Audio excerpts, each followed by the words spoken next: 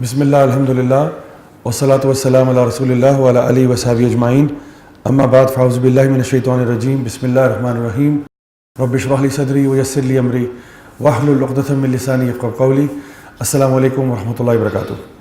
انشاءاللہ آج ہم سورہ آل عمران کی آیت نمبر 133 اور 134 کو ڈسکس کریں گے انشاءاللہ, اور ہو سکتا ہے اگر ٹائم ہوا تو اس کے آگے بھی ہم انشاءاللہ چلے جائیں گے. ان آیات میں اللہ سبحانہ تعالیٰ بہت اہم فلسفے کی طرف ہماری توجہ لے کے جا رہے ہیں.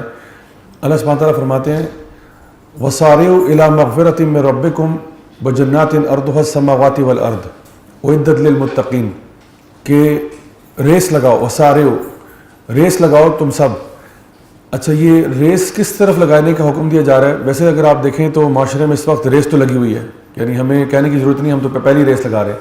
لیکن کس کی ریس لگا رہے ہیں؟ وہ اکثر کہتے ہیں کہ جی اٹس اے ریٹ ریس, ایک ریٹ ریس لگی ہوئی ہے جی معاشرے میں. لوگ ریس کر رہے ہیں پوزیشن کے پیچھے, پریسٹیج کے پیچھے, بنگلہ, گاڑی, مٹیریلزم, نمبروں کی ریس لگی ہوئی ہے, کون زیادہ نمبر لے گا. تو یہ ریس تو ہمیں نظر آ رہی ہے. پھر وہ انگلش کا ایک محاورہ کہتے ہیں کیپنگ اپ ود دا جونزز, یعنی اپنے نیبرز کے ساتھ کمپٹیشن لگ رہا ہے کہ ان کے پاس یہ ہے تو میرے پاس کیوں نہیں ہے. انہوں نے اپنی بچی کی شادی فلاں ہوٹل میں کرائی تھی, ہم لوگوں نے بھی کرانی ہے. انہوں نے اتنے کا جہیز دیا تھا, ہم نے اتنے کا دینا ہے.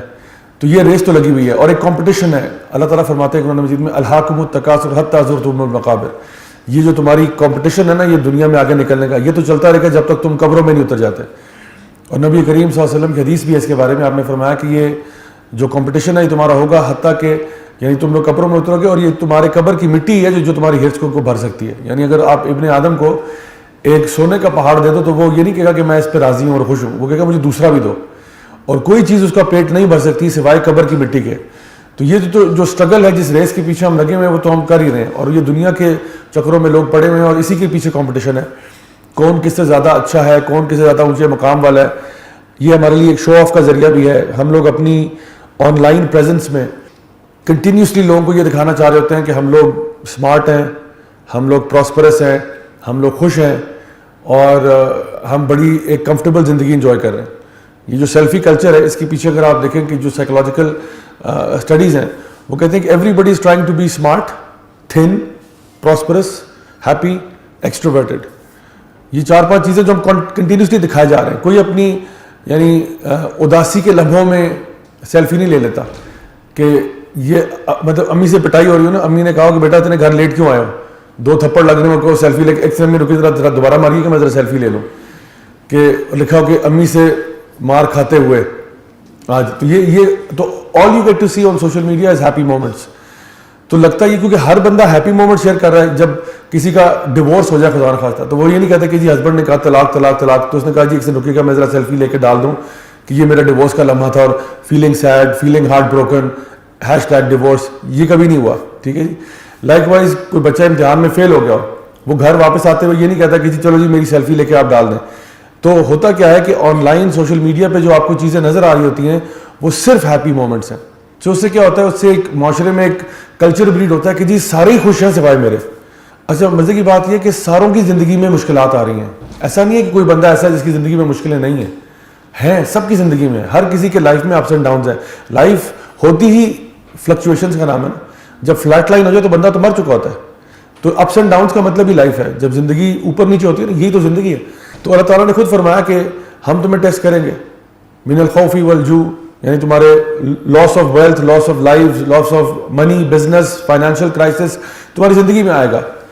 اللہ تعالیٰ فرماتے ہیں سورہ ملک میں الذی خلق الموت والحیات لیبلوکم ایکم احسن عملا, تمہیں ٹیسٹ کیا جائے گا. تو پرابلم از کہ ہمیں تو ٹیسٹ کیا جائے گا اور ہم ٹیسٹ ہو رہے ہیں, ہر کوئی بندہ ٹیسٹ ہو رہا ہے. لیکن جب سوشل میڈیا پہ آتے ہیں تو صرف نظر آ رہا ہے پراسپیرٹی, ہر بندہ خوش ہے, ایوری بڈی از ہیپی. تو اس سے کیا ہوتا ہے, انٹرنلی ڈسسیٹسفائڈ ہو جاتے ہیں. سیلفی کلچر کا جو ایک سائڈ افیکٹ ہے وہ یہ ہے کہ ہم انٹرنلی ڈسسیٹسفائڈ ہوتے ہیں بیکاز ہمیں کنٹینیوسلی یہ پکچر مل رہی ہے کہ everybody is happy, everything is perfect. لوگ اپنے کھانوں کی تصویریں شیئر کر رہے ہیں. ہم آج اس ریسٹورینٹ میں گئے تصویر شیئر کر رہے ہیں. آپ اپنے کھانے کو, اپنی سالن روٹی کو دیکھ رہے ہیں, آپ کہہ رہے ہیں بھائی مجھے تو یہ نصیب ہو رہا ہے. فلاں بندہ تو بوفے میں 1000 جو ہے نا 200 کا وہ بوفے کھا کے آ رہا ہے, میں تو یہ سالن روٹی اور پانی کا گلاس اور یہ, اور اوپر سے ان کا منہ دیکھنا پڑتا ہے جو بھی ہمارے فیملی ممبر ہے. تو یہ دیکھو نا کتنے, حالانکہ ان کی زندگی میں بھی یہ پرابلمز ہیں. ایک دن وہ چلے گئے تو انہوں نے وہ چیز شیئر کر دی, ڈیلی تھوڑی بوفے کھا رہے ہوں. لیکن ان کا بھی پوسٹ یہی تھا, کسی اور کا بھی پوسٹ یہ تھا. آپ کے پاس فیس بک پہ یا فار ایگزامپل کسی اور چیز پہ 200 بندہ ایڈ ہوا ہے یا 500 بندہ فرینڈ لسٹ میں ہے. فرینڈ لسٹ میں سے اگر 12 لوگ بھی شیئر کر رہے ہیں نا, آپ کو لگتا ہے سارے ہی خوش ہیں سوائے میرے. 12 نے شیئر کیا ہے, جو باقی کے 450 ہیں انہوں نے شیئر نہیں کیا, لیکن آپ کو لگتا ہے سارے ہی خوش ہیں سوائے میرے. تو یہ ایک سائیکولوجیکل مسئلہ ہے. اور اس کے ساتھ اب کیا ہو گیا کہ جو ہماری پہلے جو ریس لگی ہوئی تھی پہلے سے چلی تھی, تو آدم علیہ السلام کے دور کے بعد سے یہ ریس چل رہی ہے, بلکہ آدم علیہ السلام کے بیٹوں سے یہ ریس چل رہی ہے. ایک بیٹے نے جو ہے دوسرے کو قتل کر دیا اس بیسس پہ. لیکن ہمارے ہاں چونکہ because of the influx of social media and mass media, اس پوری ریس کو اسٹیرائڈز لگ گئے, اور اب یہ اس لیول پہ چلی گئی ہے جہاں پہ ہمارے لیے اب کنٹرول کرنا مشکل ہو گیا. تو اللہ سبحانہ تعالیٰ اس آیت کے شروع میں فرما رہے ہیں کہ ریس لگاؤ. لیکن کس کی ریس لگاؤ؟ الی مغفرۃ من ربکم, اللہ تعالیٰ سے مغفرت مانگنے کی ریس لگاؤ کہ کون تم میں سے اپنے گناہوں کی بخشش کروا لے گا, اس کی ریس لگاؤ. ریس لگانا تمہاری فطرت میں ہے, کمپٹیشن تمہاری فطرت میں, تمہاری نیچر میں. انسان جو ہے نا وہ کمپٹیشن چاہتا ہے کہیں نہ کہیں. We need a healthy competition. اسی لیے ہم سپورٹس کھیلتے ہیں. اسی لیے مرد خاص طور پہ اسٹیٹسٹکس کے بارے میں بڑا ان کو ہوتا ہے کہ جی کس نے کتنا سکور کیا, اس میں اتنے پہ آؤٹ ہوا تھا, اتنے پہ اس نے چھکا مارا, اتنی گیمز کھیلی وغیرہ وغیرہ, کیونکہ ہمیں کمپٹیشن پسند ہے. تو اللہ سبحانہ تعالیٰ کہہ رہے ہیں اس ساری انرجی کو نا, وہ جو کمپٹیشن کے لیے تمہاری ایک تڑپ ہے, اس کو چینل کرو اللہ تعالیٰ کی مغفرت کے لیے. ریس لگانی ضرور لگاؤ, اللہ کی مغفرت کے لیے ریس لگاؤ, کیونکہ یہ دنیا تو عارضی ہے, یہ کچھ عرصے کے بعد ختم ہو جائے گی. لیکن جو اس کے بعد والی دنیا ہے وہ ہمیشہ رہنے والی ہے, چاہے وہ جنت میں ہو یا جہنم میں ہو, اس میں پھر اینڈ کوئی نہیں ہے. اور قیامت والے دن اللہ سبحانہ تعالیٰ موت کو مار دیں گے. موت کو جو ہے نا ایک دمبے کی شکل میں لا کے ذبح کر دیا جائے گا, اور جنت کے لوگ بھی چیخ اٹھیں گے اور جہنم کے لوگ بھی چیخ اٹھیں گے. جنت کے لوگ اس لیے چیخ اٹھے کہ الحمدللہ اب ہمیں موت نہیں آئے گی, اب ہم جنت میں ہمیشہ ہمیشہ رہیں گے, خالدین فیہا ابدا. اور جو جہنم کے لوگ ہیں وہ بھی چیخ اٹھیں گے کہ ہائے اللہ ہمیں موت کیوں نہیں آئے گی, کیونکہ ہم لوگ تو یہی چاہتے تھے کہ ہمارا اس عذاب سے اینڈ موت کے ساتھ ہو جائے گا, لیکن اب چونکہ موت ہی نہیں ہے تو اب تو ہم برباد ہو گئے. تو اگر ریس لگانی ہے تو اللہ تعالیٰ کی طرف ریس لگاؤ, مغفرت کی ریس لگاؤ کہ اللہ میرے گناہوں کو معاف کر دے اور مجھے اگلا جہاں میرا بہتر ہو جائے. تو دعا ہماری یہی ہوتی ہے کہ اللہ تعالیٰ ہمیں دنیا آخرت دونوں میں خیر دے. ربنا آتنا فی الدنیا حسنہ وفی الآخرۃ حسنہ. لیکن اگر انسان کو دنیا میں سب کچھ مل جائے, ٹھیک ہے آپ نے ریس لگائی, جی آپ گاڑی بنگلہ بینک بیلنس یہ وہ سب کچھ آپ کو مل گیا, لیں جی آپ فرسٹ آ گئے, آپ کو ہم جو ہے نا گلے میں گولڈ میڈل جو ہے نا پہنا دیتے ہیں, بہت مبارک ہو آپ جی ریس میں فرسٹ آ گئے, آپ سے بہتر کوئی بندہ نہیں ہے دنیا میں. لیکن اگر اس کے باوجود آپ جہنم میں اتر رہے ہیں تو یہ کامیابی نہیں ہے, یہ بہت بڑا نقصان ہے. یہ 60 70 80 90 سال کی زندگی میں آپ نے عیاشی کر لی اور ہمیشہ کی زندگی کو لات مار دیا آپ نے, کہاں کی کامیابی ہے یہ. اور اگر یہاں پہ آپ کی میڈیوکر سی زندگی گزری, بس ٹوٹی پھوٹی جو بھی تھا بس ہنسی خوشی بسر ہو ہی گئی, یہاں پہ کوئی اتنا لگزوریس لائف سٹائل نہیں تھا, لیکن آخرت میں آپ کو جنت الفردوس مل جاتی ہے ہمیشہ ہمیشہ کے لیے, تو یہ بھی بہت بڑی کامیابی ہے. لیکن ہماری پھر بھی دعا یہ نہیں ہوتی کہ یا اللہ ہمیں دنیا میں برباد کر دے اور آخرت میں سب عطا فرمانا. ہم کہتے یہ ہے کہ ربنا آتنا فی الدنیا حسنہ وفی الآخرۃ حسنہ. تو دعا تو یہ کہ اللہ ہمیں دنیا آخرت دونوں میں خیر عطا فرمائے. لیکن اگر دنیا میں نہیں بھی ملتی اور آخرت میں اللہ تعالیٰ آپ کی بخشش کر دیتا ہے, آپ کو معاف کر دیتا ہے اور جنت میں داخل کر دیتا ہے, تو بہت عظیم کامیابی ہے. اللہ تعالیٰ اس کے بارے میں خود کہتے ہیں فقد فاز فوزا عظیما, بہت بڑی بہت عظیم کامیابی ہوگی کہ جو اللہ رسول کی اطاعت کرتے ہوئے جس کے گناہ بخش دیے گئے اور نیکیاں قبول کر لی گئیں, بہت بڑی کامیابی ہے اس کے لیے, بہت بڑی کامیابی. تو اگر ریس لگانی ہے تو اللہ تعالیٰ سے مغفرت کے لیے ریس لگاؤ. اور کس کی ریس لگاؤ؟ وَجَنَّاتٍ أَرْضُهَا السَّمَاوَاتِ وَالْأَرْضُ, اور ایسی جنت کے لیے ریس لگاؤ جس کا عرض جو ہے نا, جس کی وڈتھ جو ہے وہ زمین و آسمان جتنی ہے. لالچ کرنا ہے تو کسی ڈھنگ کی چیز کا لالچ کرو نا, یہ کیا تم ایک ایک مرلے اور دو مرلے اور ایک ایک کنال دو کنال کے پلاٹ کے پیچھے ریس لگا رہے ہو. ریس لگانی ہے تو پھر ایسے پلاٹ کی ریس لگاؤ جس کا عرض جو ہے وہ زمین و آسمان جتنا ہے. تو اب سوال پیدا ہوتا ہے کہ جنت کا جو سب سے چھوٹا پلاٹ سائز ہے وہ کتنا ہوگا؟ کسی کو پتہ ہے کتنے ایک مرلے کا ہوگا جنت کا جو سب سے چھوٹا پلاٹ ہے؟ چلے میں مدد کر دیتا ہوں. وہ ہوگا 10 دنیاؤں کے برابر, اور اس کے علاوہ جو کچھ آپ چاہتے ہوں گے وہ وہاں پہ ہوگا, جو کچھ آپ چاہتے ہیں. یعنی ایک تو اس کا سائز بتا رہا ہوں, 10 دنیایں ہیں نا. یعنی فرعون کے پاس کیا آیا تھا؟ مصر آیا تھا. مصر ایک چھوٹا سا ملک ہے, پاکستان سے بھی چھوٹا ہے. مصر آنے پہ اس نے چیخ اٹھا کہ انا ربکم الاعلی, میں تمہارا سب سے بڑا رب ہو گیا. شکر ہے پاکستان اس کے پاس نہیں آیا. مصر پہ اتنا چوڑا ہو رہا تھا, اتنا وہ خوش ہو گیا کہ بھائی میرے ساری دنیا آ گئی میرے پاس. حالانکہ صرف مصر اس کے پاس آیا تھا، بہت چھوٹا سا ملک ہے، اور کہنا یہ شروع ہو گیا کہ میں سب سے بڑا رب ہوں. تو میں بتا رہا ہوں کہ سب سے چھوٹا پلاٹ سائز جو مل رہا ہے وہ مصر جتنا نہیں ہے، وہ افریقہ جتنا نہیں ہے، وہ ایشیا جتنا نہیں، وہ کیا ہے؟ وہ 10 دنیاؤں کے برابر ہے. اور یہ کس کو ملے گا؟ حدیث میں آتا ہے وہ جو آخری بندہ جہنم سے نکالا جائے گا نا، آخری بندہ، سارے جنہوں نے داخل ہونا تھا جنت میں وہ ہو چکے ہیں، اب آخری بندہ داخل ہو رہا ہے، اس سے پہلے کہ جنت کے اب گیٹس بند ہو جائیں گے اس کے بعد. تو باقی جو جہنم میں وہ جہنم میں رہیں گے، بس یہ آخری بندہ جس کی بخشش ہو سکتی ہے، یہ اپنا ٹائم سرو کر چکا ہے جہنم میں جتنا کرنا تھا، اب یہ وہاں سے باہر نکل رہا ہے. تو یہ جب لڑکتا پڑکتا وہاں سے باہر آئے گا اور جنت میں داخل کیا جائے گا تو اللہ سبحانہ تعالیٰ اس کو 10 دنیاؤں کے برابر پلاٹ دیں گے. اور یہ حیران ہوگا کہ یا اللہ تو میرے ساتھ مذاق تو نہیں کر رہا، حالانکہ تو رب العالمین ہے. تو اللہ تعالیٰ اس کی بات پہ مسکرائیں گے کہ بھئی میں تیرے ساتھ مذاق کروں گا کہ میرے لیے دینے میں کیا مسئلہ ہے، 10 چھوڑ کے 1 ملین بھی لے لو تو میں جو ہے نا میرے خزانے میں رائی برابر کمی نہیں آئے گی. تو اس کو 10 گنا دنیا ملے گی، اور کہا جائے گا اور اس کے علاوہ جو تو چاہتا ہے وہ بھی لے لے اس کے علاوہ. تو اللہ تعالیٰ کو دینے میں کوئی کمی نہیں ہے. تو اللہ تعالیٰ فرما رہے ہیں کہ اگر ریس لگانی ہے تو پھر اس کے لیے ریس لگاؤ، اس کے پیچھے کوئی بندہ اسٹرگل کرے تو سمجھ میں بھی آتا ہے. تو دیکھیے دین اسلام نے نا آپ کے جتنے بھی ایموشنز ہیں نا ان کو چینل کیا ہے. ہمیں لالچ انسان کے اندر ہے، انسان کی نیچر میں لالچ ہے. اللہ تعالیٰ فرمایا لالچ کرو ضرور کرو لیکن اس کے لیے کرو.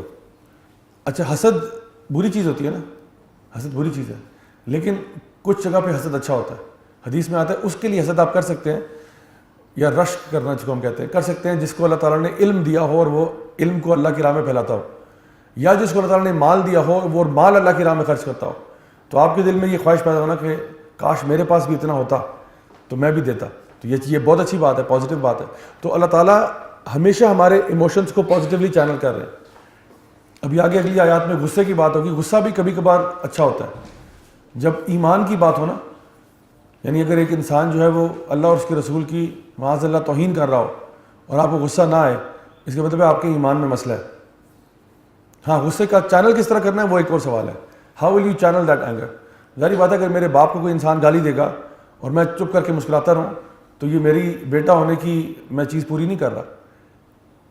یعنی یہ میرے غیرت کی جو ہے نا خلاف ہوگا کہ میرے ماں باپ کو کوئی بندہ گالیاں نکال رہا ہے اور میں اس کے ساتھ ہاتھ ملا رہا ہوں اور مسکرا رہا ہوں کہ جی جی بالکل ٹھیک ہے. انسان کو غصہ آتا ہے اس طرح کی چیزوں پہ. تو یہ کیا ہے کہ ہاں اس کو چینل کس طرح کرنا ہے وہ اس کا ایک مہذب طریقہ ہے. یہ نہیں کہ اب انسان جو ہے نا وہ باپ کو گالی دی اور میں ATM جا کے لوٹ لوں. ATM میں میرا کیا بگاڑا بھائی، غصہ آ کے ATM پہ نکالو. جس بندے نے کیا اس کو کرنا چاہیے نا، بجائے کہ میں جا کے کسی اور کی گاڑی کو آگ لگا دوں جا کے. ٹھیک ہے، تو اس لیے اس کو چینل کرنے کا طریقہ فرق ہے. سو اللہ تعالیٰ یہاں پہ فرما رہے ہیں کہ اگر آپ نے ریس لگانی ہے اس کے لیے لگائیں. اور پھر آگے فرمایا اعدت للمتقین. یہ کس کے لیے ہے؟ متقین کے لیے یہ جگہ یہ ہوگا. اور دوسری بات یہ کہ یہ متقین ہی ہیں جو کہ اس قسم کی ریس لگائیں گے. یہ تقوی والے ہی ہیں جو کہ اللہ کی مغفرت کی طرف اور جنت کے لیے ریس لگا رہے ہیں، ورنہ عام بندے کے بس کی بات نہیں ہے. اور رمضان کا مہینہ ہے ہی ایسا کہ ہمیں تقوی والا بنا دے، جس طرح اس آیت میں تھا کہ لعلکم تتقون، تاکہ تم تقوی والے بن جاؤ. تو ہمارے لیے جو اصل چیز ہے وہ یہی ہے کہ رمضان کے مہینے میں تقوی اختیار کریں اور اس تقوی کی وجہ سے ہماری جو ریس کا کرائٹیریا ہے وہ چینج ہو جائے. ہم اپنی بخشش کے لیے، ہم نیکی کے لیے ہم اسٹرگل کریں اور محنت کریں. اچھا اگلی آیت میں اللہ تعالیٰ فرماتے ہیں الذین ینفقون فی السراء والضراء. یہ وہ لوگ ہیں جو کہ خرچ کرتے ہیں اللہ کی راہ میں. کیسے خرچ کرتے ہیں؟ خرچ کرتے ہیں اللہ کی راہ میں، چاہے تنگی ہو یا آسانی ہو، یہ اللہ کی راہ میں خرچ کرتے ہیں. اب یہ ذکر ہو رہا ہے متقین کا. الذین ینفقون فی السراء والضراء، یہ وہ لوگ ہیں، یعنی عدت للمتقین کہا، یہ متقین کے لیے ہوگا. اور پھر آگے اب ان کی ایکسپلینیشن دی جا رہی ہے کہ یہ وہ لوگ ہوتے ہیں، ان کی ایک خاصیت ہے، ان کی ایک ایٹریبیوٹ ہے کہ یہ جب خرچ کرتے ہیں تو یہ آسان وقتوں میں بھی خرچ کرتے ہیں اور تنگ حالات میں بھی خرچ کرتے ہیں. یعنی جب ان کے پاس پیسہ ہوتا ہے تب بھی دیتے ہیں، جب نہیں ہوتا تب بھی دیتے ہیں. نبی کریم صلی اللہ علیہ وسلم کی حدیث آپ نے فرمایا کہ سب سے اچھا صدقہ جو ہے نا یہ وہ ہوتا ہے جو انسان تنگی کی حالت میں دے دے. جب حالات ٹائٹ ہونا تب دینا جو ہے نا یہ اس میں بڑی ہمت چاہیے. تو سب سے اچھا صدقہ بھی وہی ہوتا ہے. تو اللہ سبحانہ تعالیٰ آپ کے صدقے کا اماؤنٹ نہیں دیکھتے، وہ آپ کا ریشو دیکھتے ہیں یا پرسنٹیج دیکھتے ہیں کہ ایک بندہ جو ہے وہ خرچ کر رہا ہے، اس کے پاس ہے کتنا اور وہ دے کتنا رہا ہے. اب حالات ٹائٹ ہیں، پیسے کم ہوئے ہوئے ہیں، لیکن پھر بھی وہ اللہ کی راہ میں خرچ کر رہا ہے. اب زیادہ بڑا صدقہ یہ کیوں ہو گیا؟ حالانکہ ہو سکتا ہے اماؤنٹ اس نے 100 روپیہ دیا ہو اور پہلے اس نے زیادہ دیا ہو. اب ایک بچہ ہے اس کے پاس ہے ہی 1000 روپے اور وہ 500 کسی غریب کو دے دیتا ہے. اس بچے نے اپنی آدھی جائیداد جو ہے نا کسی غریب کے حوالے کر دی ہے، کیونکہ اس بچے کے پاس بیچارے کے پاس ہے ہی کچھ نہیں. اس کے پاس ٹوٹل 2500 روپیہ، اس کے پاس تو کوئی بینک اکاؤنٹ نہیں ہے، اس کے پاس تو کوئی اور ایسٹس نہیں ہے، اس کے پاس یہ 1000 روپے ایسٹ تھا، اور اس نے اس 1000 میں سے بھی 500 کسی کو دے دیا. اور ایک ایسا شخص ہے جس کے پاس اربوں روپے ہے اور وہ کسی کو لاکھ روپے دے دیتا ہے. تو ہماری نزدیک ہم نے جی لاکھ روپے اس نے دیا، لیکن اس کے پاس دیکھو نا ان ریلیشن شپ کتنا ہے اس کے پاس. اربوں والا جو لاکھ دے رہا ہے اس کا مطلب یہ کہ جس کے پاس 100 روپے وہ 8 آنے دے رہا ہے کسی کو، 50 پیسہ کسی کو پکڑا رہا ہے، اس کے لیے کیا 100 روپے میں سے 50 پیسہ از پینٹس، اٹس نتھنگ. تو اللہ تعالیٰ یہ دیکھ رہا ہے کس کو کتنا دیا اور وہ پھر کتنا خرچ کر رہا ہے. اب جس طرح سیدنا عثمان بن عفان تھے، بہت مالدار تھے، سیدنا عبد الرحمن بن عوف تھے رضی اللہ عنہ، بڑے مالدار تھے، لیکن انہوں نے خرچ کس طرح کیا. سیدنا عثمان نے ایک سٹنگ میں تقریباً 960 کے لگ بھگ اونٹ سامان سے لدے ہوئے ایک سٹنگ میں نکال دیے. اور یہ دیکھیں ایک اونٹ جو ہے نا وہ اس زمانے کی ایس کلاس مرسیڈیز کے برابر ہے. آج کی جو مرسیڈیز ہے وہ تقریباً آپ کو 2-3-4 کروڑ کی ملے گی، مطلب اگر آپ اس کی ایوریج پرائس نکالیں تو لیسے 3 سے 4 کروڑ کی آپ کو گاڑی ملے گی. ہماری کسی گیدرنگ میں بیٹھا ہو نا، ہم لوگ اکثر ہمارے پلیٹ فارم سے بھی فنڈ ریزنگ کرتے ہیں کہ بھئی جو لوگ دین کا کام کر رہے ہیں اس کے لیے آپ سپورٹ کریں. تو کوئی بندہ اگر وہاں گیدرنگ میں بیٹھا اور اپنی مرسیڈیز کی چابی اٹھا کے پھینک دے کہ زیاد بھائی یہ لے میری مرسیڈیز باہر کھڑی ہے، یہ آپ کی ہوئی، یہ آپ لگائیں، اس کو بیچ کے جو پیسے ہیں وہ دین کی دعوت اور تبلیغ میں لگا دیں، تو کتنا بڑا مار دل ہوگا کہ سبحان اللہ یہ بندہ جو ہے مرسیڈیز اس نے باہر کھڑی تھی اور چابی پکڑا کے چلا گیا. لیکن آپ سوچیں کہ اگر یہی بندہ 960 گاڑیاں دے جائے کہ جی میری پوری فیکٹری ہے، پوری فیکٹری ہے، فیکٹری کی چابیاں آپ کے پاس، اس میں 960 گاڑیاں کھڑی ہیں. سیدنا عثمان بن عفان نے جب یہ کیا نا، نبی کریم صلی اللہ علیہ وسلم اپنے ممبر سے اتر آئے اور کہا بس عثمان بس، آج کے بعد تم جو چاہے کرو، اللہ نے تمہیں بخش دیا. اللہ اکبر. یہ ان کا دینے کا، یہ اصل میں ان میں اور ہم میں فرق پتہ کیا؟ فرق یہ کہ صحابہ کے ہاتھوں میں مال تھا، دلوں میں نہیں تھا. ان کے ہاتھوں میں مال تھا، دلوں میں نہیں تھا. ہمارے ہاتھوں میں ایک ٹکا نہ ہونا، دل میں مال ہی مال ہے. اللہ تعالیٰ فرماتے ہیں وہ تحبون المال حبا جما، تمہارے دل میں نا یہ مال کی محبت بھری ہوئی ہے. حالانکہ والذین آمنوا اشد حبا للہ، جو ایمان والے ہوتے ہیں وہ اللہ کی محبت میں شدید ہوتے ہیں. صحابہ کا جو ہے نا مال ان کے ہاتھ کا میل تھا، یہ آیا یہ چلا گیا، دل میں اللہ کی محبت ہے. اب نبی نے صلی اللہ علیہ وسلم نے اگر کال کی ہے کہ جی کون دے گا اللہ کی راہ میں، یہ لے لیں یا رسول اللہ، یہ لیں، اور بتائیں کیا چاہتے ہیں، یہ لیں یہ لیں، اور دیتے گئے 100 اونٹ کرتے کرتے 960 ہو گئے. کچھ نہیں دیکھا آگے پیچھے، کوئی فقر و فاقے کا ڈر نہیں ہے. اور نبی کریم صلی اللہ علیہ وسلم کی حدیث بھی ہے، آپ نے فرمایا کہ صدقہ کرنے سے نا کبھی مال کم نہیں ہوتا، مال بڑھتا ہی ہے. اور آپ نے فرمایا کہ یعنی سود کرنے سے، سود کا لین دین کرنے سے نا مال گھٹتا ہے. لیکن ہمیں دنیا میں اپوزٹ نظر آ رہا ہے. ہم دیکھتے ہیں جی ہم نے بینک سے قرضہ لیا، مال بڑھ گیا، ہم نے کسی کو پیسے دیے، مال کم ہو گیا. لیکن اصل میں کیا ہوتا ہے، جب آپ صدقہ کرتے ہیں اللہ تعالیٰ آپ کے مال میں برکت ڈال دیتا ہے، مال میں اضافہ ہونا شروع ہو جائے گا.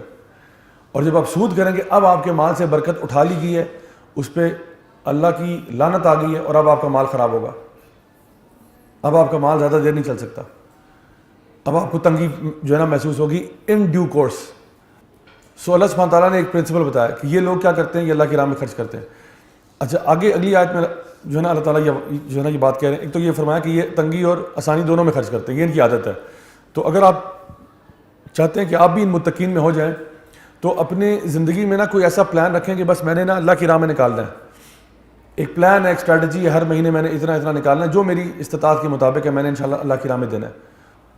بس یہ کہ اپنے دماغ میں ڈال لیں اگر آپ اس کیٹیگری میں آنا چاہتے ہیں.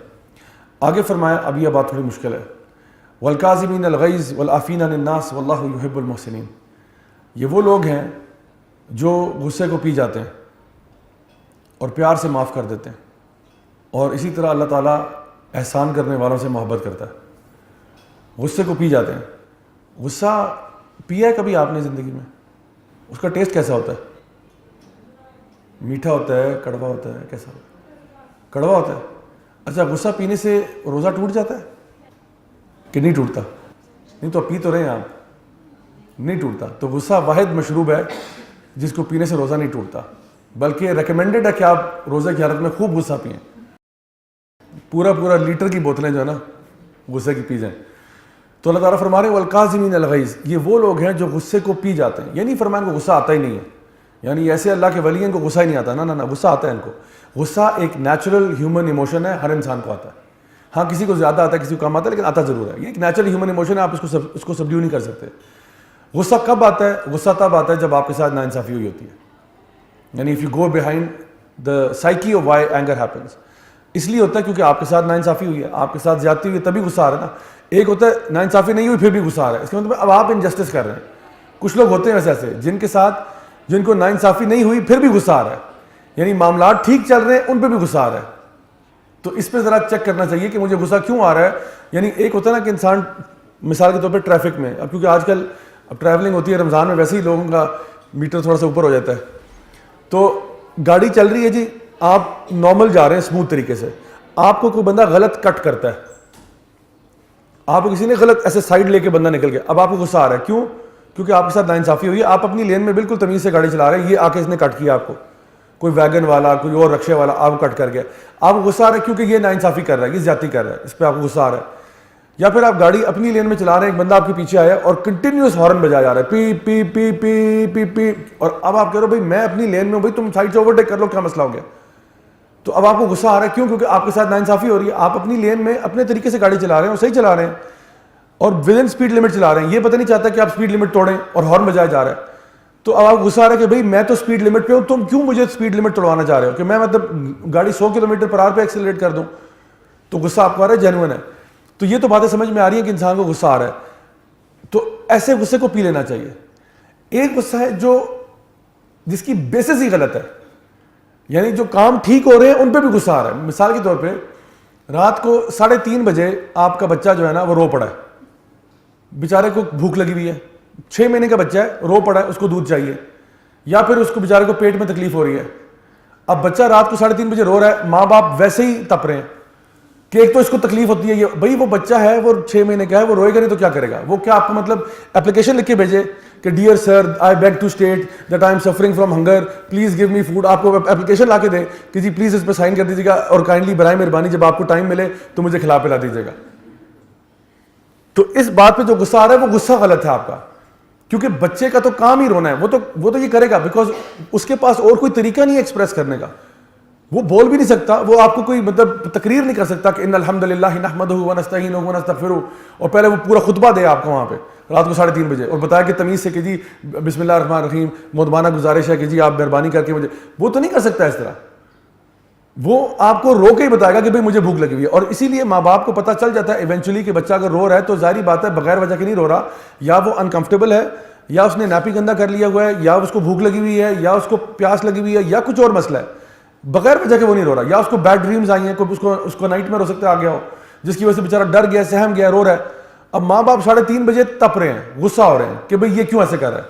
آپ جان لو کہ اللہ تعالیٰ آپ کو ٹیسٹ کر رہا ہے. اللہ نے آپ میں سے بعض کو بعض کے لیے فتنہ بنایا ہوا ہے. اللہ تعالیٰ آپ کو ٹیسٹ کرے گا, کبھی اس سے ٹیسٹ کرے گا, کبھی اس سے ٹیسٹ کرے گا. اللہ تعالیٰ دیکھ رہا ہے کہ آپ کے اندر صبر کتنا ہے, کیونکہ اللہ تعالیٰ فرماتے ہیں وبشر الصابرین. اچھا, اسی طرح سے کچھ لوگ ہوتے ہیں وہ موسم پہ تپ رہے ہوتے ہیں. جون کا مہینہ, اب مثال کے طور پہ گرمی ہے بھائی, اب وہ تب اس بات پہ کہ اتنی گرمی کیوں ہے, بھائی یہ جون کا مہینہ ہے نا اس لیے گرمی ہے, یہ کوئی دسمبر تھوڑی ہے جو کہ جی دسمبر میں بھی اتنی گرمی کیسے پڑ رہی ہے. جون کا مہینہ ہے, ظاہر سی بات ہے گرمی ہے, بارشیں 2-3 دن سے نہیں ہوئی ہیں تو ذرا ٹیمپریچر ہائی ہو گیا, تو اس میں تپنے والی کیا بات ہے. ٹھیک ہے, اگر آپ کو گرمی لگ رہی ہے, سب کو گرمی لگ رہی ہے, آپ اکیلے نہیں ہیں, پورے پاکستان کو گرمی لگ رہی ہے, پوری دنیا کے لوگوں کو جو اس جو نا کیا کہتے ہیں جو نا ناردرن ہیمسفیئر ہے, سب کو گرمی لگ رہی ہے. دا پوائنٹ از کہ ہم لوگ کبھی کبھار ان چیزوں پہ تپنا شروع ہو جاتے ہیں جو کہ تپنا بنتا نہیں ہے. ایسی چیزوں پہ جو ہمارے ایکسٹرنل سرکمسٹانسز جو ہمارے کنٹرول سے باہر ہیں ان پہ تپ رہے ہوتے ہیں, جس کے بارے میں آپ ویسے بھی کچھ نہیں کر سکتے. تو کہنے کا مقصد یہ ہے کہ انسان ان چیزوں پہ تپنا تو بالکل جائز نہیں ہے. ہاں, دوسری چیزوں میں جب انسان کو غصہ آتا ہے, جب اس کے ساتھ ناانصافی ہوتی ہے, تو اس پہ انسان کو غصہ پینا چاہیے. کچھ لوگ کہتے ہیں بھائی میں کیوں نہ غصہ کروں جب اس نے غلط کیا ہے. میں یہی تو کہہ رہا ہوں, میں کہہ رہا ہوں غصہ آتا ہی تب ہے جب ناانصافی ہوتی ہے.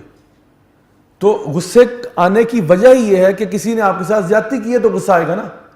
کسی نے, آپ گھر گئے, آپ کے بچے نے آپ کا فیوریٹ ٹی سیٹ توڑ دیا, غصہ آ سکتا ہے اس بات پہ کیونکہ اس نے زیادتی کی, آپ نے تو کچھ نہیں توڑا, اس نے توڑ دیا.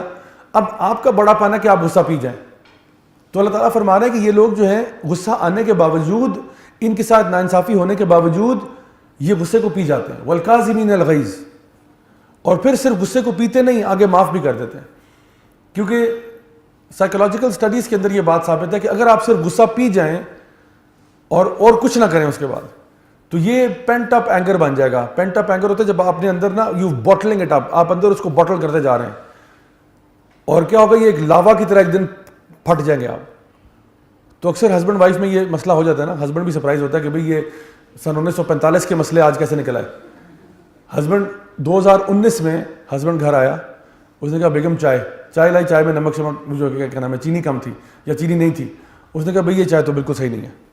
اب بیوی کو پتہ نہیں صبح سے کیا ٹینشن پڑی تھی, اس نے کہا کہ بس نہیں تو نہ صحیح. اب اچھا ویسے ماشاء اللہ اس نے کبھی غصے کا اظہار نہیں کیا, اب کر دیا. کیوں؟ اس نے کہا سب سے پہلے 1945 میں آپ نے مجھے یوں کہا تھا, اس کے بعد 60 کی دہائی میں آپ نے یہ کیا, آپ کی ماں نے یہ کیا, نندوں نے میرا جینا حرام کیا, اس کے بعد 70 میں ایسا ہوا, 80 میں ایسے ہوا, 90 میں 2000 میں ایسا ہوا, اس کے بعد آپ نے مسلسل میرے ساتھ زیادتی کی اور آج مجھے یہ دن دیکھنا پڑا ہے. ہسبینڈ سوچ رہا ہے خدا کی بندی, میں نے صرف کہا تھا چائے میں چینی تھوڑی کم ہے اور آپ نے پچھلے 50 سال کا پورا ڈائری کھول کے میرے سامنے رکھ دی, یہ کیسے ہو گیا؟ تو کہتی ہے میں نے معاف کر دیا تھا آپ کو, لیکن بھلاتی میں نہیں.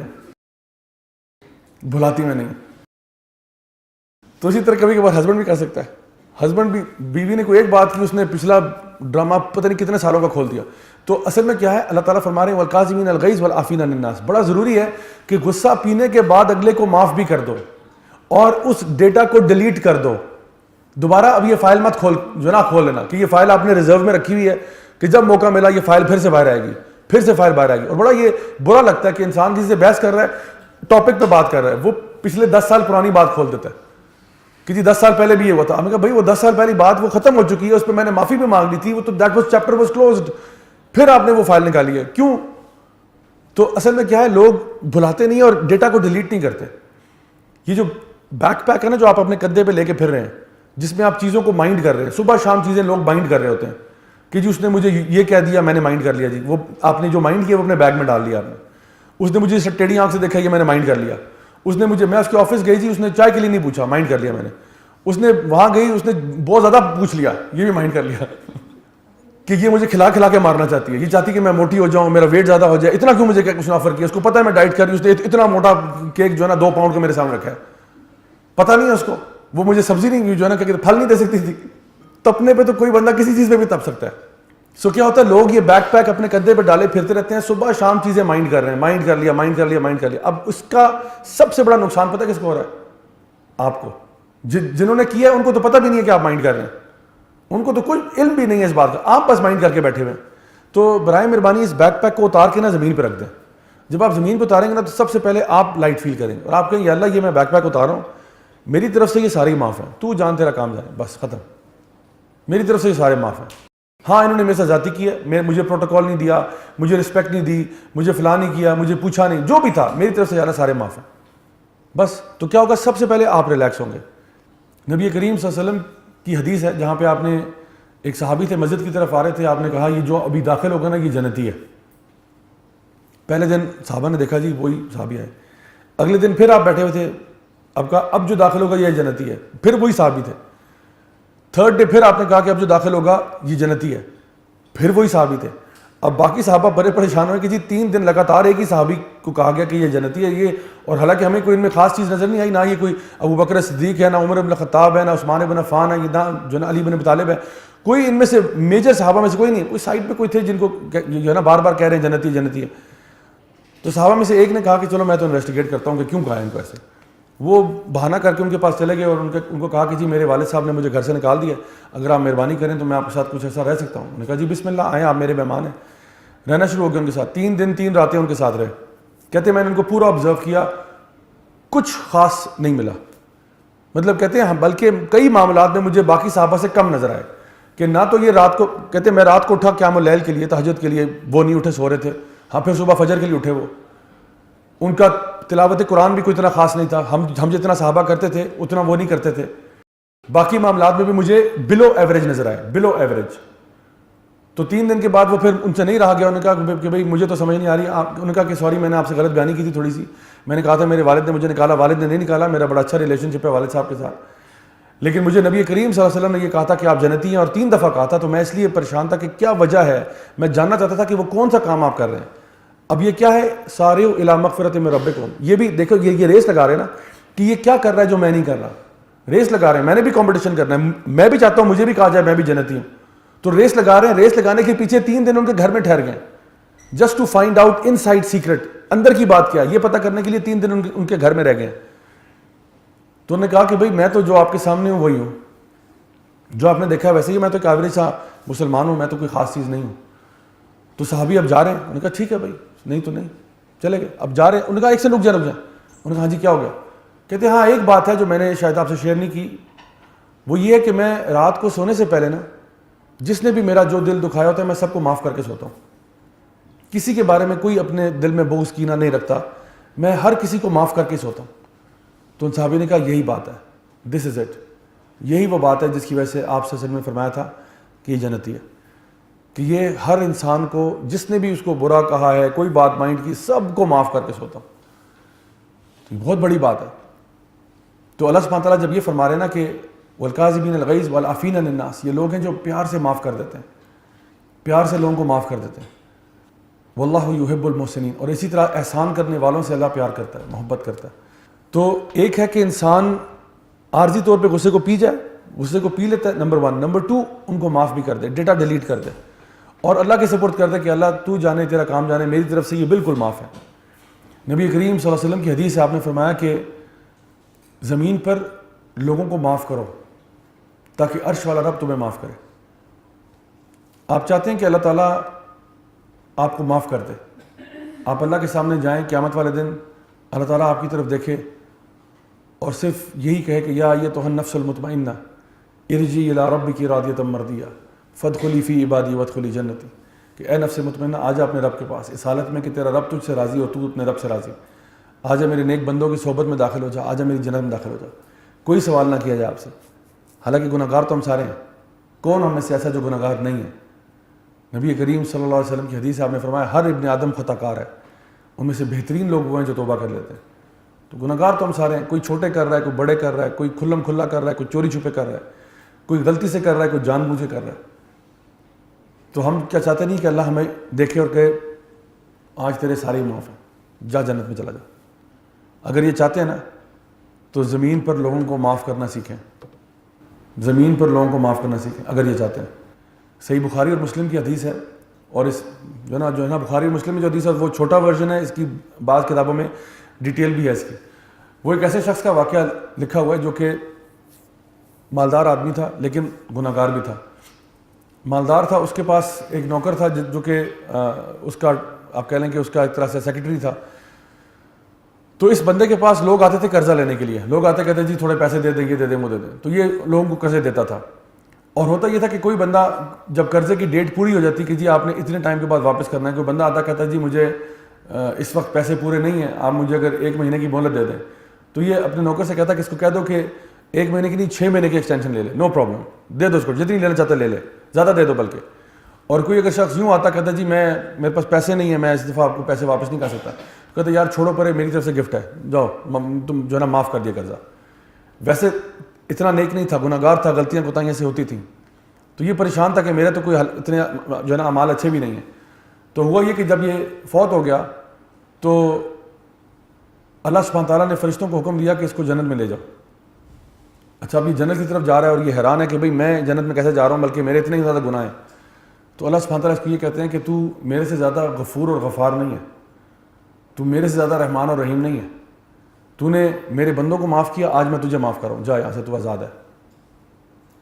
یعنی اللہ سبحانہ تعالیٰ کی اپنی جو میجسٹی ہے, اللہ تعالیٰ کی جو اپنی شان ہے, اللہ تعالیٰ ایک بندے کو دیکھ رہا ہے کہ ایک بندہ دنیا میں لوگوں کو معاف کیے جا رہا ہے, بڑے سے بڑے قرضے معاف کر رہا ہے. لوگ آ رہے ہیں کہ جی سوری ہے, ہم کہتے ہیں چھوڑو یار میری طرف سے معاف ہو یار, معاف ہو معاف ہو معاف ہو. اللہ تعالیٰ اس کو قیامت کے دن کہہ رہے ہیں کہ تو نے لوگوں کو معاف کیا, آج تجھے میں معاف کر رہا ہوں, جا تو جنت میں انجوائے کر. تو اگر ہم چاہتے ہیں نا کہ اللہ ہمیں معاف کرے, بہت بڑی چیز ہے. انسان اپنے دل میں لوگوں کے لیے ایسی بغض, کینہ, ندامت, نفرتیں مت بھرے, بلکہ اپنی طرف سے معاملہ کلیئر کرے کہ یا اللہ میری طرف سے معاف ہے. اور میں جانتا ہوں کہ ہماری زندگی میں ایسے لوگ ہیں جنہوں نے ہمارے ساتھ زیادتیاں کی ہوئی ہیں, ہمارے ساتھ ظلم کیے ہوئے ہیں, ہمارے ساتھ وہ بدتمیزی کرتے ہیں, ہمارے ساتھ وہ برے رویے سے پیش آتے ہیں, ہمارے اوپر بہت مختلف قسم کے ایشوز ہیں. کبھی بہتان باندھ رہے ہوتے ہیں, کبھی الزام لگا رہے ہوتے ہیں, کبھی برا بھلا کہہ رہے ہوتے ہیں, کبھی گالی گلوچ کر رہے ہوتے ہیں, کبھی مار دھاڑ پہ آ جاتے ہیں, بہت ساری چیزیں ہوتی ہیں.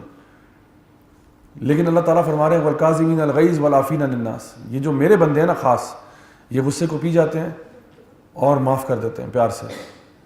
اور اسی طرح سے معاف کرنے والوں کو اللہ تعالیٰ فرماتے ہیں واللہ یحب المحسنین، اللہ تعالیٰ محبت کرتا ہے احسان کرنے والوں سے۔ دیکھیے ایک ہوتا ہے مسلم ہوتا ہے جس نے اسلام میں داخلہ لے لیا، کلمہ پڑھ دی جی ویلکم ٹو اسلام، ایک بندہ کہتا ہے اشہد لا الہ الا اللہ تو اسلام میں آ گیا، لیکن ابھی مومن نہیں ہوا یہ، کیونکہ مومنین کے بارے میں اللہ تعالیٰ فرماتے ہیں قد افلح المؤمنون، فلاح پا گئے ایمان والے، پھر ان کی اللہ تعالیٰ صفات بیان کرتے ہیں۔ تو مومنین تو فلاح پا گئے، اب ایمان والے یعنی سب سے پہلے اسلام لے کے آئے، اس کے بعد ایمان۔ تو کچھ بدو عرب تھے، انہوں نے کہا کہ جی ہم ایمان لے آئے، تو اللہ تعالیٰ نے آیات نازل کی کہ انہیں کہہ دو کہ یہ ابھی اسلام لائیں، ابھی ایمان نہیں لائے، ابھی تو کلمہ پڑھا، ابھی تو آگے بڑے امتحان رہتے ہیں، ایمان تو اب تب لائیں گے جب آپ کی نماز، روزے، حج، زکوٰۃ وغیرہ سب پورا ہوگا۔ تو اسلام کے بعد ہے یعنی مسلم کے بعد ہے مومن کے بعد ہے متقی سمجھیں کہ یہ وہ لوگ ہیں جو گناہوں کو چھوڑ دینے والے، یعنی نیکیاں کرنے کے علاوہ گناہوں کو چھوڑ چکے ہیں۔ اور متقین کے اوپر جو لیول ہے نا وہ ہے محسنین کا، احسان کرنے والوں کا۔ احسان کرنے کا مطلب ہوتا ہے جتنا ڈیو تھا اس سے زیادہ کرنا۔ اللہ تعالیٰ فرماتے ہیں وبالوالدین احسانا، ماں باپ کے ساتھ احسان کرو۔ اگر میں یہ کہوں کہ جی آپ کا مجھ پہ بڑا احسان ہے، جی آپ کا مجھ پہ بڑا احسان ہے، اس کا مطلب کیا ہوگا کہ جو میں نے آپ کے ساتھ کیا تھا وہ تو بہت کم تھا، آپ نے زیادہ کیا، آپ نے زیادہ کیا، تو یہ احسان ہے آپ کا میرے پہ نا۔ تو میں یہاں پڑھاتا ہوں ڈفرینٹ یونیورسٹیز میں بھی، تو ایک دفعہ میں نے میری تھی کلاس اسلامک اسٹڈیز کی، تو میں نے اسٹوڈنٹس کو ایک اسائنمنٹ دیا، انہوں نے ایک ریسرچ پروجیکٹ تھا، ان کو میں نے ریسرچ کے لیے ایک ٹاسک دیا۔ تو لڑکیوں کا ایک گروپ تھا، کیونکہ گروپ بیس پروجیکٹ تھا، تو لڑکیوں کا ایک گروپ تھا، انہوں نے جب رپورٹ سبمٹ کرائی تو رپورٹ کا جو کانٹینٹ تھا وہ بہت ہی اعلیٰ تھا، بہت اعلیٰ، یعنی بہت ویل ریسرچڈ، ویل ڈاکیومنٹڈ، پیچھے اس کے وہ بیبلیوگرافی تھی کہ کہاں کہاں سے کن کن بکس کے ریفرنسز ہیں، اگر کوئی آن لائن سورسز ہیں تو وہ بھی سائٹیشن پوری ہوئی ہوئی ہے، ایکسلنٹ، مطلب کہ مجھے کوئی کانٹینٹ میں کوئی فلا نہیں تھا۔ Number 2 on top of that جو میں نے چیزیں نہیں مانگی تھی وہ انہوں نے ڈال دی۔ کیا ڈالا؟ مثلاً انہوں نے جگہ جگہ پہ پکچرز اور جو ان کے لیے پاسبل تھا کہ اسلامک ہسٹری میں جو پلیسز ہیں، میپس ہیں، ان کی تصویریں ڈالی ہوئی ہیں، ویری نائس۔ میں نے حالانکہ کہا نہیں تھا کہ آپ نے السٹریشنز اور میپس اور یہ چیزیں ڈالنی ہیں، جگہوں کی تصویریں کہ یہاں پہ نبی نے پہلی مسجد بنائی تھی صلی اللہ علیہ وسلم نے، یہاں پہ یہ ہوا، یہاں پہ، میں نے نہیں کہا تھا، انہوں نے ڈال دیا۔ تیسری چیز یہ کہ ہیڈنگز، مارکر کے ساتھ باقاعدہ ہیڈنگز ہیں، سب ہیڈنگز ہیں، کچھ جگہوں پہ ہائی لائٹنگ ہوئی ہوئی ہے، ایکسلنٹ، مطلب کہ دیٹ رپورٹ واز بریلینٹ۔ میں صرف رپورٹ دیکھ کے میرا دل چاہتا 100 آؤٹ آف 100 دے دوں ان کو اسٹریٹ اوے۔ لیکن آن ٹاپ آف دیٹ یہ بھی کیا تھا کہ اس کی باقاعدہ بائنڈنگ کرائی تھی۔ میں نے بائنڈنگ کے لیے نہیں کہا تھا، میں نے نہیں کہا تھا کہ بائنڈنگ کرائے اس کی، انہوں نے ایکسٹرا بائنڈنگ کروائی۔ اوپر سے کیا کرایا کہ وہ جو بائنڈنگ ہوئی تھی اس کے کور کے اوپر، جس طرح کی لڑکیوں کی کبھی کبھار عادت ہوتی ہے وہ پھول بوٹیاں اور ڈیکوریشن، پوری ڈیکوریشن، مجھے لگا تھا کہ آرٹس اینڈ کرافٹ کا پروجیکٹ آ رہا ہے میرے پاس، مجھے یقین کرے لگ نہیں رہا تھا یہ اسلامک اسٹڈیز کی اسائنمنٹ ہے، لگ رہا تھا کوئی ہوم اکنامکس یا کوئی آرٹس اینڈ کرافٹ کا پروجیکٹ ہے جو کہ سبمٹ کیا جا رہا ہے۔ اور آن ٹاپ آف دیٹ اس پہ پرفیوم ہوا ہوا تھا، وہ سوچ سکتے ہیں آپ، میں جب رپورٹ کھولی ہے نا تو پرفیوم کی خوشبو، سبحان اللہ، کوئی لگتا ہے کوئی عطر لگایا اس کے اوپر، اللہ اکبر۔ میرا دل چاہ رہا تھا میں ان کو 100 میں سے 120 نمبر دے دوں، because that report was made with Ehsan, یعنی جتنا میں نے مانگا تھا نا اس سے بہت اوپر دیا انہوں نے۔ میں نے اتنا تردد اور اتنی محنت نہیں ان کو کہا تھا۔ باقیوں کی رپورٹیں نارمل تھی، کسی کے 80 نمبر آ رہے ہیں، کسی کے جو نا 70 آ رہے ہیں، کسی کے 90 آ رہے ہیں، ان کو مجھے دل چاہ رہا تھا میں 120 نمبر دے دوں، کیونکہ ہر اعتبار سے دے ہیڈ ڈن احسان، یعنی کانٹینٹ میں احسان تھا، کور میں احسان تھا، رپورٹ میں، پکچرز میں، ہر چیز میں احسان تھا۔ تو احسان کا مطلب ہوتا ہے کہ انسان جس جگہ پہ ہے نا اس سے اوپر جائے۔ اللہ سبحانہ تعالیٰ فرما رہے ہیں کہ جو غصے کو پی جانے والے لوگ ہیں نا یہ احسان والے لوگ ہیں، یہ عام بندے نہیں ہیں، کیونکہ غصہ پینا جو ہے نا ہر بندے کے بس کی بات نہیں ہے۔ والکاظمین الغیظ والعافین عن الناس واللہ یحب المحسنین۔ اسی طرح سے یعنی آپ کے ساتھ زیادتی ہوئی ہے نا، میں نے کیا کہا تھا غصہ آتا ہی تب ہے جب زیادتی ہوتی ہے آپ کے ساتھ، تو زیادتی کے باوجود غصہ پی لینا، معاف کر دینا پیار سے کہ اللہ تیرے حوالے ہے، میری طرف سے کلیئر ہے، یہ احسان ہے، احسان۔ اور اللہ تعالیٰ فرماتے ہیں ایسے لوگوں سے میں محبت کرتا ہوں۔ سمجھ آ رہی ہے بات آپ؟ تو اگر آپ چاہتے ہیں نا کہ آپ اس مقام پہ پہنچ جائیں جہاں پہ آپ احسان کر رہے ہیں، تو پھر غصے کو پینا ہمارے لیے بہت بڑی چیز بن چکا ہے، لوگوں کو معاف کرنا، لوگوں کو معاف کرنا۔ اچھا اب میں آپ کو فائنلی کچھ ٹپس بتاتا ہوں غصے کو پینے کے اعتبار سے، کیونکہ اب یہ تو بتا دیا کہ کتنا امپورٹنٹ ہے، کتنا ضروری ہے۔ نبی کریم صلی اللہ علیہ وسلم کی حدیث ہے صحیح بخاری کی، آپ نے فرمایا کہ تم میں سے طاقتور شخص وہ نہیں ہے جو بڑا پہلوان ہو، بلکہ طاقتور شخص اصل میں وہ ہے جو کہ غصے کو پی جائے اس حالت میں جب کہ غصہ آیا ہو. تو طاقت کا اصل میں جو اسٹرینتھ ہے نا وہ اسٹرینتھ آف ول ہے, یعنی جتنا ول پاور آپ کی اسٹرانگ کتنی ہے. تو آپ کو ویسے تو کسی کو تھپڑ مار دینا کوئی طاقت کا یعنی نشانی نہیں ہے. طاقت اصل یہ ہے کہ آپ کے پاس پورا اختیار ہے اور آپ نہیں کر رہے. اچھا طاقتور یعنی غصہ پینا اس میں بھی نہیں ہے کہ آپ کا باس اوپر سے چیخ رہے ہیں اور آپ کہہ رہے ہیں جی میں تو غصہ پی رہا ہوں. اس میں آپ کے پاس پینے کے علاوہ چوائس بھی کوئی نہیں ہے. جب اوپر سے آرڈر آ جائے نا پھر بندہ غصہ پینے کے علاوہ کر بھی کیا سکتا ہے. لیکن اصل غصہ پینا تب ہوتا ہے جب آپ کے پاس اتھارٹی ہے. بچے نے ناک میں دم کیا ہوا ہے, آپ کے پاس پورا اختیار ہے کہ بچے کو 2 تھپڑ جو ہے نا رسید کرا دیں, لیکن آپ نے نہیں کرایا. آپ نے کہا کوئی بات نہیں. کوئی چھوٹا ہے آپ سے, کوئی آپ کا جونیئر ہے, کوئی آپ کا سبارڈینیٹ ہے, اس پہ تو آپ آرام سے بڑھاس نکال سکتے ہیں, لیکن آپ نہیں نکال رہے. کیوں؟ کیونکہ میں غصہ پیوں گا. یا آپ کے پیئرز میں بھی جو نا غصہ ہو جاتا ہے وہ بھی آپ نکال سکتے ہیں, وہ بھی نکال سکتے ہیں, لیکن آپ نہیں نکال رہے, آپ پی رہے ہیں. ورنہ عام طور پہ کیا ہوتا ہے کہ لوگ یہ جو نا یہ جو غصے کا سائیکل ہے یہ ٹرکل ڈاؤن کرتا ہے, اوپر سے نیچے آ رہا ہوتا ہے. اب ایک ہسبینڈ ہے, وہ آفس جاتا ہے, آفس میں باس نے اس کی صحیح بےزتی کر دی, صحیح ٹکا کے. اب یہ اس کو صحیح تب چڑھی ہوئی ہے, اب یہ باس پہ تو نکال نہیں سکتا. گھر آیا جو نا بیوی نے کہا السلام علیکم, اس نے آگے سے اس پہ جو برت پا, یہ دیکھو گھر میں یہ کیا ہے, وہ کیا ہے, یہ چیز ٹھیک نہیں ہے, وہ چیز ٹھیک نہیں ہے, میں تنگ آ گیا ہوں اسی زندگی سے فلاں. بیوی کا میں نے سلام کیا اور جواب میں دیکھو یہ کیا ہوا. اب یہ سارا غصہ اس نے بیوی پہ نکال دیا کہ ایک تو تمہیں کام کوئی کرنا نہیں آتا, یہ دیکھو یہ مسئلہ, وہ دیکھو مسئلہ, میں گھر آیا مجھے کو پوچھ نہیں رہا پانی کا, کوئی چائے کا نہیں پوچھ رہا. اچھا بیوی نے کہا ٹھیک ہے ٹھیک ہے. اچھا اس نے کیا کیا, اس کو جو ہے نا بیوی کو بھی ساری تپ چڑھ گئی, وہ ساری تپ جو ہے اس نے بیوی پہ ٹرانسفر کر دی. باہر سے بیٹا آیا, اس نے کہا امی میں نے چھکا مارا. ماما نے منہ پہ چھکا مار دیا اس کو, کہتے تو نے چھکا مارا تو میرے باپ پہ احسان کیا تو نے, چھکا مارا دیکھ نہیں رہا میں کام کر رہی ہوں. اچھا بچہ بھی اب تب گیا. اب وہ جو غصہ باپ سے بلکہ باس سے شروع ہوا تھا, باپ پہ آیا, باپ سے ماں کے پاس آیا, ماں سے اب بچے کے پاس آ گیا. بچہ اپنے کمرے میں جا رہا ہے, راستے میں اس کی پالتو بلی تھی, اس کو بھی ٹھڈا مار جاتا ہے. بلی کہتی ہے میرا کیا قصور تھا. بچہ بھی تپا ہوا ہے نا, اب اس کو سمجھ نہیں آ رہی میں غصہ کہاں نکالوں. تو یا تو وہ بلی کو مارے گا, چھوٹے بھائی کو تھپڑ لگا دے گا. کیونکہ یہ جو سائیکل ہے نا, یہ جو اینگر کا سائیکل ہے, دس ٹرکلز ڈاؤن, یہ اوپر سے نیچے آ رہا ہوتا ہے. انلیس کوئی بندہ پی جائے, تو اگر وہ پی جائے گا پھر آگے ٹرانسفر نہیں ہوگا. تو اس لیے جب آپ غصہ پی لیتے ہیں نا تو آپ اس کو آگے ٹرانسفر ہونے سے روک دیتے ہیں کہ بھائی جو بھی غصہ ہے, اگلے نے تو میرا کچھ نہیں بگاڑا جس پہ میں نکالنے جا رہا ہوں. تو اسی لیے اسٹرانگ پرسن کون ہے, وہ جو غصے کو پی جائے. اچھا غصے کے پینے کے لیے کچھ کیورز ہیں. نمبر 1 سب سے پہلا یہ کہ خاموشی اختیار کی جائے. یعنی اگر میں آپ کو سمپل ایک ٹپ دوں نا کہ غصے کی حالت میں کیا کرنا چاہیے, خاموش رہ جائیں اور اپنے آپ کو یہ سنا دیں کہانی کہ میں بعد میں رسپونڈ کر دوں گا, ابھی نہیں کروں گا, کل کر دوں گا. چلو اس نے جو بھی مجھے کہا ہے میں ابھی جواب نہیں دیتا, کل دوں گا انشاءاللہ, کل آرام سکون سے اس پہ جواب دوں گا, ابھی نہیں. تو کیا ہوگا جب آپ اس میں ڈیلے ڈالیں گے نا تو آٹومیٹکلی آپ کا جواب بہتر ہو جائے گا. آپ اس کو پھر نیکسٹ ٹائم جب آپ بات کریں گے تو آپ ذرا طریقے سے بات کریں گے, غصے سے نہیں کریں گے. بیکاز انسان غصے کی حالت میں نا بہت کچھ کہا جاتا ہے اور بعد میں ریئلائز ہوتا ہے کہ شاید میں نے زیادتی کر دی ہے. غصے کا جو گھونٹ ہے نا, یہ جو کڑوا گھونٹ ہے, یہ اس ٹائم تو بڑا کڑوا لگتا ہے لیکن اس کے آفٹر افیکٹس اچھے ہیں. اور اگر آپ غصہ نہ پئیں تو مزہ بڑا آتا ہے, غصہ نہ پئیں بڑا مزہ آتا ہے, لیکن بعد میں نقصان ہوتا ہے. کچھ میڈیسنز ہوتی ہیں وہ بڑی کڑوی ہوتی ہیں لیکن ان کے رزلٹ اچھا ہوتا ہے. بچپن میں نا ہماری امی ہمیں فورس کرتی تھیں, ایک میڈیسن ہے ہمدرد کی صافی, پی ہے کبھی آپ نے؟ اللہ رحم فرمائے جنہوں نے پی ہے. کبھی آپ کو بچہ ذرا بدتمیز ہو رہا نا, اس کو 2 چمچ پلا دیا کریں, آئندہ نہیں کرے گا وہ پھر کہ بیٹا میں تمہیں ڈانٹوں گی نہیں, نہ ماروں گی, میں تمہیں صافی پلاؤں گی, خون صاف ہوگا تمہارا اور کچھ نہیں. ٹھیک ہے نا. تو ہے تو میڈیسن کڑوی ہے لیکن اٹ ڈیٹاکسز یو, وہ آپ کی باڈی کو ڈیٹاکس کرتی ہے, تو اس کا نیٹ رزلٹ اچھا ہے. تو دا پوائنٹ از کہ کئی میڈیسن ایسی ہوتی ہے جو بڑی کڑوی ہوتی ہے, تو غصہ بھی انہی کڑوی میڈیسن میں سے ایک میڈیسن ہے. اس ٹائم پہ تو بالکل مزہ نہیں آتا, لیکن بعد میں آپ کو ریئلائز ہوتا ہے کہ الحمدللہ میں نے اچھا ہی کیا, اس ٹائم پہ میں نے ریئیکٹ نہیں کر دیا.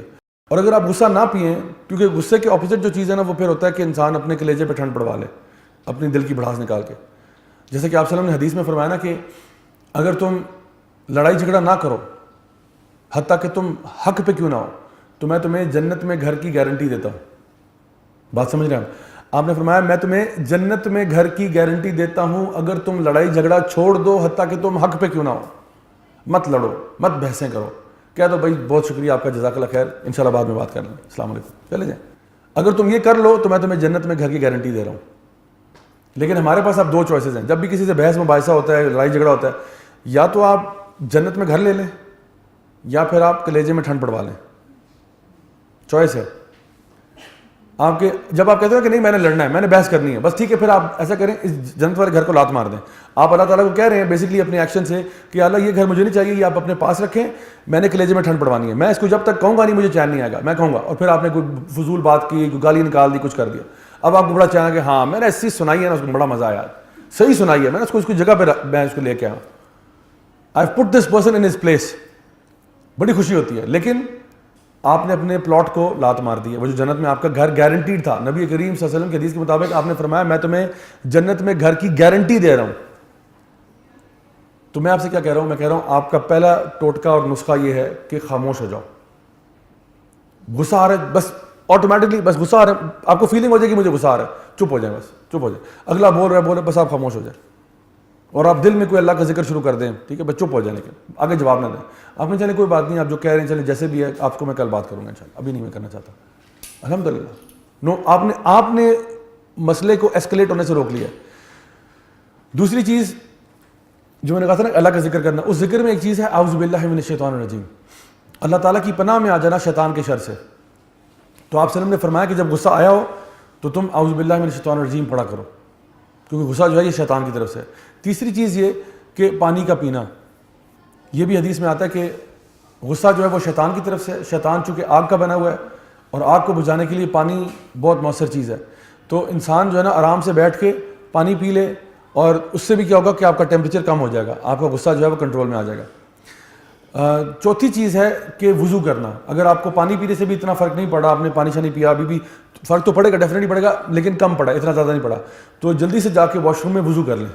اور اگر وضو ہے بھی تو پھر بھی دوبارہ کر لیں, ڈونٹ وری. وہ جو ایکشن ہے نا پورا اپنے اوپر پانی پھینکنا, سر پہ پانی ڈالنا, مسا کرنا, ہاتھوں پہ, بازوؤں پہ, یعنی الحمدللہ اس میں بھی ایک تھیراپی ہے, اٹس تھیراپیوٹک. آپ جب وضو کریں گے نا تو آپ اپنے اوپر پانی ڈالیں گے تو آپ کو ایک ٹھنڈک کا احساس ہوگا, اور آپ کے ایموشنز کنٹرول میں آنا شروع ہو جائیں گے آہستہ آہستہ. تو وضو کر لینا. اس کے علاوہ یہ کہ اگر آپ کھڑے ہوئے ہیں تو بیٹھ جائیں, بیٹھے ہوئے ہیں تو لیٹ جائیں, کیونکہ ہاٹ ایئر رائز کرتی ہے نا, تو غصہ بھی ہاٹ ایئر ہی ہوتا ہے, تو انسان رائز کرتا ہے. جب انسان تپتا ہے نا تو وہ کھڑا ہوتا ہے, کیا کہا بھائی ایک دم سے, تو وہ کھڑا ہوتا ہے اور لڑائی کے لیے تیار. اچھا یہ بھی کھڑا ہو گیا, وہ بھی کھڑا ہو گیا, ہاں کہا ہے تو کیا ہوگا, یہاں سے یہ کھڑا ہوا ہے, وہاں سے وہ کھڑا ہوا, اب کیا ہوگا, اب تصادم ہوگا. تو اسی لیے بیٹھ جانا بہتر ہے. اگلا بندہ غصہ ہو رہا ہے آپ بیٹھ جائیں, بلکہ بیٹھ کے تھوڑا ریکلائن کر لیں, پیچھے ہو جائیں, اور اگر زیادہ مسئلہ تو لیٹ جائیں کہ بھائی میں تو سونے لگا ہوں, بہت شکریہ, میں جی سونے جا رہا ہوں, آپ چیختے رہے, میں جو ہے نا لپیٹ, جو ہے کمبل لپیٹ کے سو جائیں. تو یہ بتایا گیا, اور واقعی میں اس سے فائدہ ہوتا ہے. میں نے ہمارے بردر تھے, ان کو غصہ چڑھ رہا تھا بہت زیادہ, تو میں نے کہا بیٹھ جائیں, تو نہیں بیٹھ رہے تھے. میں نے کہا بیٹھیں یار, آپ کیا ہو گیا, میں نے بٹھا دیا. تو بیٹھ کے, تو اس کے بعد وہ نا پھر بھی اچھلنے کی ان کو نا پڑی تھی, نہیں میں نے کہا یار تمہیں میں لٹاؤں گا ابھی, ٹھیک ہے. تو میرا ان کے ساتھ مسئلہ کسی اور کے ساتھ چل رہا تھا, لیکن وہ زیادہ تپ رہے تھے, تو میں نے پھر ان کو نا بل جبر لٹا دیا, ٹھیک ہے, زبردستی لٹا دیا ان کو.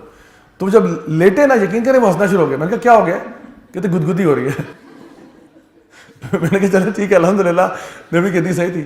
تو حدیث میں یہ نہیں تھا کہ انسان کو جبرن لٹایا جائے, لیکن باہر میں نے کہا چلو اس کو تو یہ تو اس کا غصہ ایسے کنٹرول ہوگا جب تک یہ لیٹے گا نہیں. میں نے ان کو جب لٹایا اس پہ صوفے پہ, تو وہ ہنسنا شروع ہو گئے. میں نے کہا دیکھو یہیں تمہارا غصہ ختم ہو گیا, کیونکہ اب آپ کو ہنسی آ گئی. تو الحمدللہ اس میں بڑی خیر ہے. تو انشاءاللہ انسان کو یہ چاہیے کہ انسان کو اگر غصہ آیا ہو خود بخود بیٹھ جائے, اور اگر زیادہ مسئلہ ہے تو اپنے آپ کو ایکسکیوز کر کے جا کے لیٹ سکتا ہے. ایک اور چیز اس میں یہ ہے کہ اگر کوئی بندہ آپ کو ایڈوائز کر رہا ہو نا غصے کی حالت میں کہ بھئی آپ پانی پی لیں, آپ اعوذ باللہ من الشیطان الرجیم پڑھ لیں, تو ان کی بات مان لیں, آگے سے مزید نہ تپیں. کچھ لوگ ہوتے ہیں وہ کہنا کہ جی آپ اعوذ باللہ پڑھیں, آگے سے چیخ پڑتے ہیں مجھے غصہ نہیں آ رہا. اچھا جی یہ غصہ نہیں ہے, یہ پھر کیا ہے؟ تو وہ لگتا ہے کہ کوئی مینٹل ڈس آرڈر ہے کہ ان کو غصہ آ رہا ہے. تو انسان کہنا کہ جی آپ اعوذ باللہ پڑھ لیں, تو وہ لگتا ہے کہ شاید مجھے کوئی انسلٹ کر رہا ہے کہ بھئی آپ تپ رہے ہیں, غصہ کریں. بھئی اگر آپ کو کوئی بندہ ایڈوائز کر رہا ہے, ایڈوائز لے لیں اس کی. کوئی بندہ کہہ رہا ہے پلیز بیٹھ جائیے, پانی پیجیے, تو آپ اس پہ نہ تپیں بیچارے, اس مسکین آدمی پہ جو آپ کو صحیح نصیحت کر رہا ہے. تو غصے کی حالت میں نا اگر کوئی بندہ آپ کو مشورہ دے رہا ہے, وہ مشورہ لے لینا چاہیے. اور ایک اور چیز جو میری ٹپ ہے, یہ مطلب حدیث میں نہیں ہے لیکن میں بتا رہا ہوں, وہ یہ کہ غصے کی حالت میں شیشے کو دیکھنا, اس سے انشاءاللہ بہت شفا ہوگی آپ کو. اور آج کل تو ویسے بھی سیلفی کلچر ہے, تو آپ اپنی سیلفی لے کریں تھوڑی دیر کے لیے, ایک دن ذرا غصہ آ رہا ہے ٹک, تو آپ کو آئیڈیا ہوگا کہ آپ کتنے خوبصورت لگ رہے تھے غصے کی حالت میں. پھر آپ کو آئیڈیا ہوگا کہ بھئی مجھے تو غصہ کبھی نہیں آنا چاہیے, کیونکہ اتنا میں عجیب لگ رہا تھا نا غصے کی حالت میں, مجھے نہیں آنا چاہیے. تو انسان اپنے آپ کو اگر یعنی گھر میں بھی شیشے وغیرہ لگے ہوں نا آگے پیچھے, تو انسان غصے میں تھوڑا دیکھ لیتا ہے کہ بھئی میں مطلب ٹھیک لگ رہا ہوں کہ نہیں. تو اگلا جو بندہ لڑ بھی رہا ہے وہ بھی حیران ہوگا کہ بھئی اس کو ایک دم سے شیشہ دیکھنا کیوں یاد آ رہا ہے. تو ہو سکتا ہے اس سے مسئلہ ڈیفیوز ہو جائے. تو کوشش کریں کہ ایک دفعہ آپ کو دیکھ لیں. اور اس کے بعد یہ کہ جو بھی غصے کے نیگیٹو افیکٹس ہیں, ایون ماشاء اللہ آپ لوگ تو میڈیکل سائنس کے پروفیشن میں know that it is a cause of stress, it is a cause of high blood pressure, it is a cause of heart disease. اس کے ساتھ اور literally جو لوگ زیادہ غصہ کرتے ہیں نا وہ اپنا لائف سپین چھوٹا کر رہے ہوتے ہیں.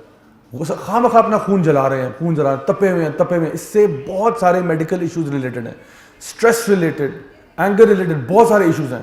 سو ایک بندہ جو لمبے سانس لیتا ہے نا, ریلیکس رہتا ہے, وہ اپنا لائف سپین انکریز کر رہا ہے.